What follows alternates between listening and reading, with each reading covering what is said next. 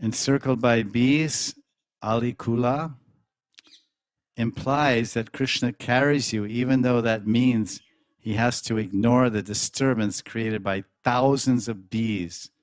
Thus, we must conclude that Krishna is fond of fine fragrances like you possess, and he has not accepted us because we don't smell so good.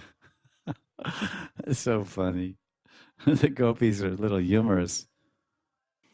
So Vishnath, he says that, that's what he says. Very nice point about the bees and even though he brings out the fact that, okay, Tulsi Priya, she's very Priya to Govinda, that he won't even remove the garland, even though the disturbance of the bees. But another reason why he's not removing the garland, because Tulsi Manjari smells so good. It's like, okay, I don't care. It's just like someone is, the bees are stinging you, but you're eating burfi. You don't care. I mean, if you're relishing something with one sense perception, then you don't even care what's happening on another side. I mean, a classic example in the village is that one dog is what he thinks enjoying another dog.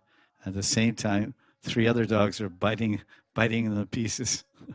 His competitors are biting him, and blood is flowing down his body, but he's too busy under the illusion that he's enjoying.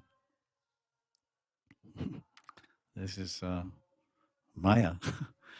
So this is connected.